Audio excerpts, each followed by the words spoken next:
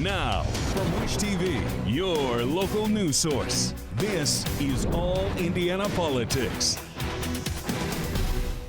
Good Sunday morning. Welcome to another edition of All Indiana Politics. I'm Phil Sanchez. The White House barnstormed the Hoosier State for almost an entire week. First Lady Jill Biden stopped by Westfield High School to talk mental health with students there. Our government reporter Garrett Bergquist was also there.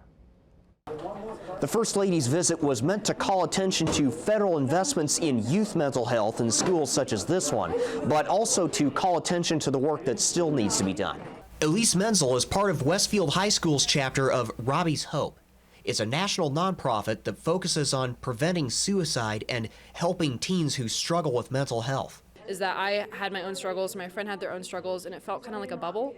You felt like you were the only one experiencing it, or you and a couple of people the only one experiencing it. But having this club and seeing all the people that are truly affected by mental health has been able to show me that it's something that just happens to everyone. Oh, we all have pink on. How great.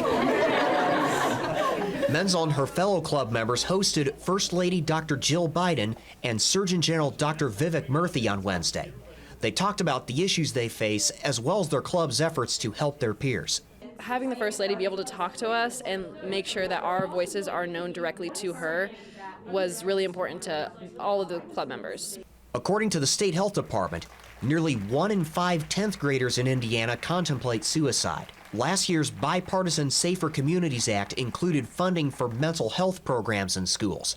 Westfield Washington schools got $400,000 for outpatient mental health services. And you are not alone. You shouldn't have to face the rough edges of life of this world by yourself.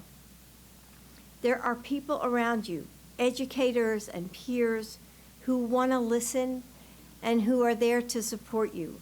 The students say policymakers should consider other strategies as well.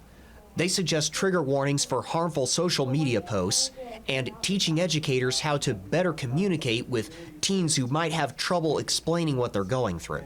What did you most want the First Lady and the Surgeon General to take away from today? I think just being able to understand that teen voices are important. Often, even though we have this organization, we've done all this stuff, a lot of adults still try to think that we don't have enough ability to do this on our own. Menzel says she wants to take what she's learned here into her adult life. She's considering working as a genetic counselor or physical therapist. At Westfield High School, I'm Garrett Bergquist for Wish TV, wishtv.com, and like us on Facebook. And less than 24 hours after that visit, Secretary of Transportation and former South Bend Mayor Pete Buttigieg was in town. He was celebrating investments from the bipartisan infrastructure law. They include funding to convert one-way streets to two-way. Indianapolis also recently got a grant to study whether to turn the inner loop of I-65 and I-70 into a recessed highway. Garrett caught up with him after an event with Mayor Joe Hogsett. With us now is Secretary of Transportation Pete Buttigieg. Mr. Secretary, thanks for joining us. Thanks for having me on. So I want to talk a little bit about the $2 million grant to study that reconnection project. What has been the experience of other cities that have already pursued some version of that? Well, what we found is that one size does not fit all, and that's why we're not only funding the construction projects, we're also funding these planning efforts that bring community members together to refine a vision, to get that consensus, which can be hard-won sometimes on where to go next. But certainly standing there, seeing the way that that highway construction really cut up what had been a very interconnected neighborhood, I see why there's such interest and appetite here to do that work, to look toward what a future construction stage could be like. And that's why we wanted to provide the support this early. And those $2 million will go to that planning work and that visioning work that could eventually lead to perhaps a major construction project.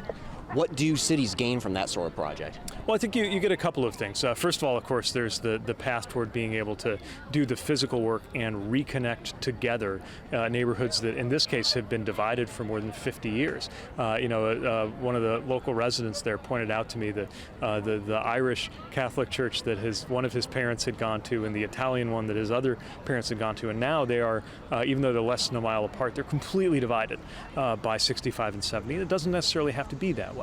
But another thing that you get through this process is a stronger community.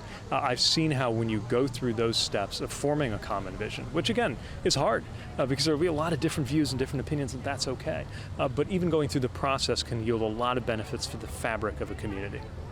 A couple of weeks ago, some local civil rights groups raised concerns about the equity of EV charging stations, making sure enough of them go into historically marginalized communities.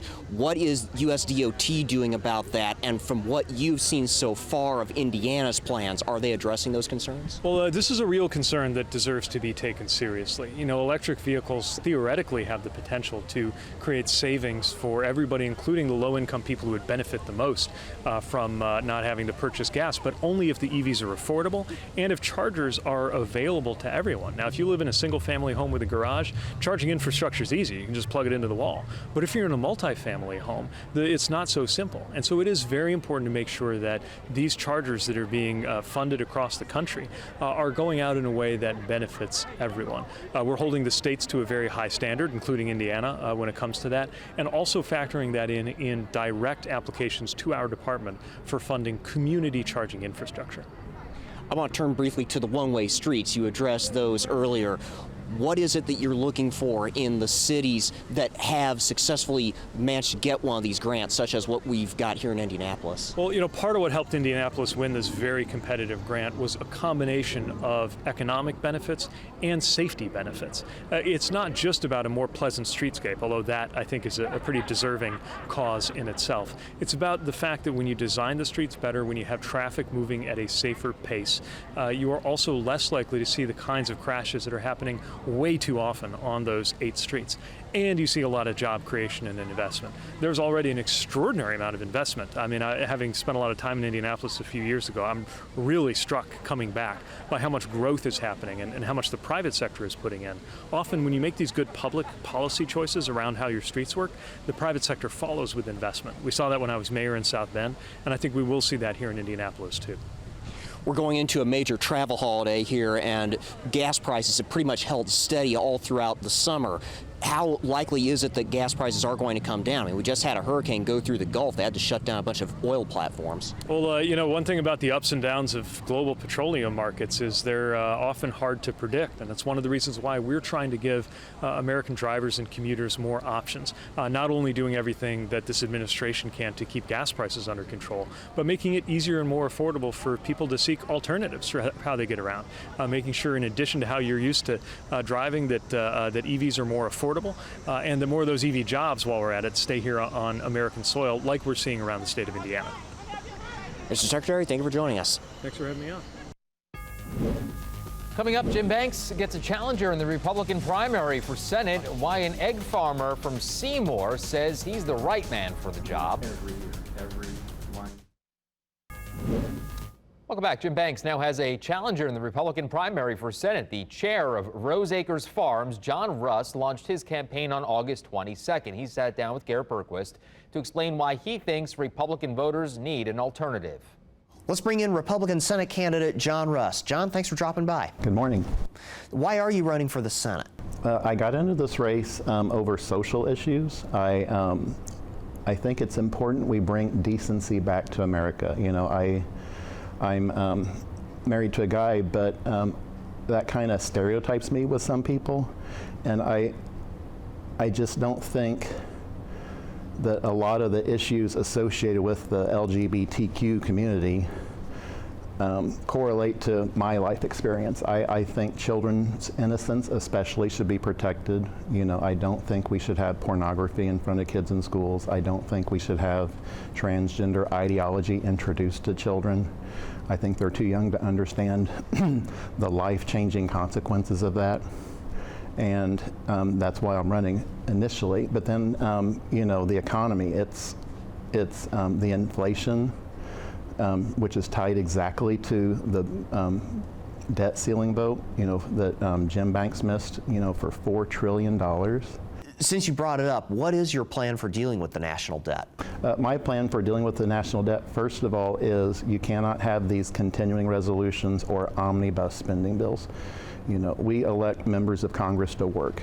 I want to go there and specifically address every budget for every department. You know, every year, every line has to be looked at. You know, U.S. senators have incredible budgets for actually accomplishing this. I don't want my campaign office or my Senate office to be a campaign office. I want it to be a working office for people in Indiana. You bring up what you call transgender ideology, but what about all these people who are in their teens who identify as transgender and feel targeted and under attack by Republicans and conservatives right now? No one wants to take any rights away from anyone, but the transgender stuff and the hormones, the surgeries, that's something that someone that, you know, is not an adult, they cannot understand the consequences that they're going to have to deal with lifetime for that. And I think that's just something that people are not addressing. In your campaign launch ad, you mentioned the Biden administration's immigration and border policies. What is your plan for dealing with those two issues? We have to have comprehensive immigration reform, but only after the wall is built. The wall has to be built first. You know, we've had 5 or 6 million illegal immigrants cross the border in the last 6 years. You know, we have to have immigration, but it has to be regulated, and we don't have that now, and you know, Hoosiers are suffering because of that. This year we've seen record heat in many cities. We've seen record warm ocean temperatures. We've seen the wildfire smoke from Canada that blew over the state of Indiana, the wildfires in Maui. Southern California had its first tropical storm in 84 years. That's not normal. What's your plan to mitigate the climate crisis? Well, there was a storm 84 years ago. That's before, you know, there was a lot of industrialization out west. I absolutely believe in climate change. Whether man is causing that, I don't know.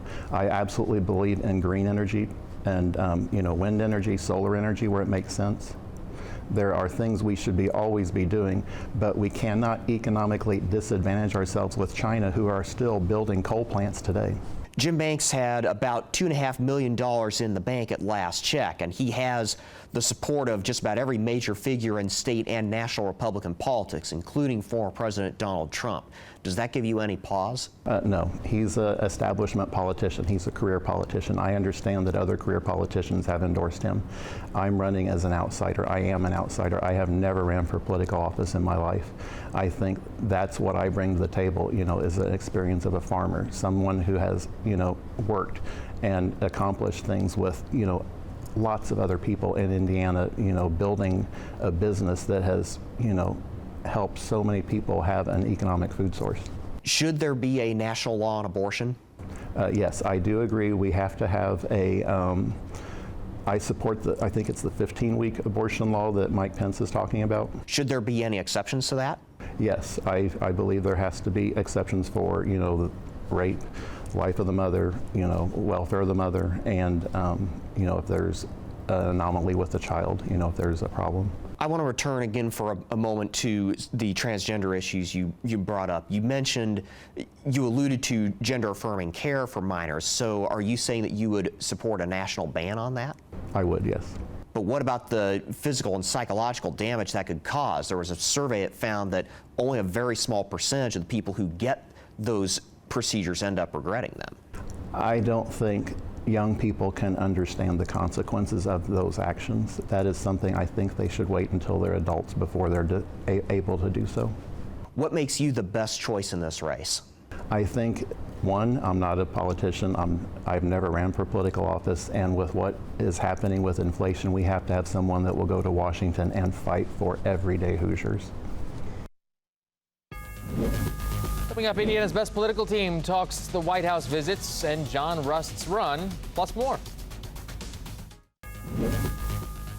Welcome back to All Indiana Politics as we welcome in two members of Indiana's best political team, Republican Whitley Yates and Democrat Ariel Brandy. Good to see you both. Let's begin with those back-to-back visits by the First Lady and Secretary of Transportation. Ariel, we'll start with you right now. Is this an attempt by the Biden administration to win support in states that did not support him in 2020? I think it's just a great opportunity for us, one, to welcome back a Hoosier, Pete Buttigieg, who is doing a phenomenal job making investments right back here in the state where he's from. To be able to see that happening in key areas like Gary and Indianapolis, I got to see him here in South Bend, and to have someone come back home and to talk about how that's going to create new jobs, provide us with opportunities to allow our cities to grow. I don't think at this point it's about votes. It's about an investment back into our economy and making sure that we have cities that are working for the best of the Hoosier people. And I think we're able to do that. Joe Biden coming here, talking about education, investing in mental health. I mean, top priority right now, especially for young people. don't think it's a political stunt. I think it's an opportunity for us to see Hoosiers get what they need out of our government, especially on a federal level. Whitley, when it comes to the politics, though, former President Donald Trump ran in part on infrastructure, but we didn't see the kind of projects that we're seeing now under the Biden administration. Is this going to undercut Republicans' arguments against Biden in 2024? No, I think that Republicans have some pretty strong arguments against the current administration, whether that be for inflation, whether that be for some of the other issues that we're facing with fentanyl, securing the border, et cetera. But I am excited to see infrastructure being a top project. Although we've had some infrastructure dollars flowing to the state of Indiana, and we haven't necessarily seen those being used on the municipal level as a way, or to be honest, effectively, specifically in areas that are low income and underrepresented minority groups. So I'm hopeful that with whatever is happening in infrastructure, it actually gets down to the places that it needs to be. But when it comes to the Biden administration, I think that they are trying right now to do anything that they can to stay connected with the American people, because there seems to be a little bit of a disconnect of what's important right now. Ariel, I'll let you respond before I move on. Yeah, I think the Biden administration is getting it right. They're actually investing in what people actually need right now. Obviously, we knew that inflation was going to be something that was going to come, especially after dealing with the Trump administration. So right now, I'm super excited that, like I said, we have a Hoosier who's come back and invested in Indiana. And to be able to see that in key areas and for the demographics that need it the most, I'm excited about it. Probably not the construction, but I'll deal with that if we're going to be able to see the improvements we need. Let's turn to that interview that we just heard from with John Rust. Okay, Whitley, how much of a chance do you think he has against Jim Banks? Yeah, I don't know how much of a chance that he has. I have unfortunately never heard of him before, but it's kind of hard. Jim Banks has a really, really strong support system. I mean, you heard at state dinner that the then chairman, Kyle Hupfer, has basically stated that he can receive money from the RNC, the RLSC, and all these different other agencies. So it kind of seems like a last minute throwing his hat in the ring. Some of the stuff that he said is a little conflicting, and I was a little confused by those things. So it'll be interesting to see how he forms a campaign focused on what he believes Hoosiers want. But I think right now Jim Banks has a clear field to win, to be honest. Does Rust have a chance, Ariel? I mean, neither of these candidates are representative of what we stand for as Hoosiers. I mean, all of the things that I heard sound very troubling and also are very dangerous when you think about some of the demographics that he's trying to target in running his campaign. When you talk about the LGBT community and trans youth, we know that that is something that we were focused on last year in our General Assembly, and it's still going to be a topic that comes up today. So running on a platform that majority of Hoosiers aren't agreeing with right now, super dangerous. But honestly, let's give people a chance to be able to make their decision at the ballot box. And if it clears Jim Banks out of the way, great. Don't think that he's the candidate that needs to be running right now that's representative of what we need in the U.S. Senate. So we'll see what ends up happening. All right, listen, I have a minute left, so I want to get to this quickly. The Indiana Republican Party has a new chair. They have Anne Hathaway now. She's been voted in. Whitley, you're smiling. Your thoughts, quickly. I mean, if anyone was going to be chair of the Indiana Republican Party to continue the legacy of winning, why wouldn't it be Anne Hathaway, someone who's stood up for Republicans around the country, not just in Indiana, and has also empowered women, not just Republican women, as she's also helped other organizations to stand up and have more women running in political office. I think it's a win-win for the entire state of Indiana, and I am personally happy and excited that she's the new chairman. Ariel, 15 seconds left. Take us home. Congratulations to Anne. I hope that she can get the divided Indiana GOP together so that we can actually, see some things happen in the state of Indiana. But I'm excited to see a woman in leadership. Congratulations to her. All right. Well, good conversation, ladies. Happy Labor Day to both of you, and we'll see you soon. We'll be right back. Take all Indiana politics on the go with you. Download our podcast now. Part of the All Indiana Podcast Network and allindianapodcastnetwork.com. All right, thank you for joining us for All Indiana Politics this week. We'll be back here next Sunday morning at 9:30. You can also find our brand new All Indiana Politics podcast. It's part of the All Indiana Podcast Network over at wishtv.com. Have a great rest of your weekend.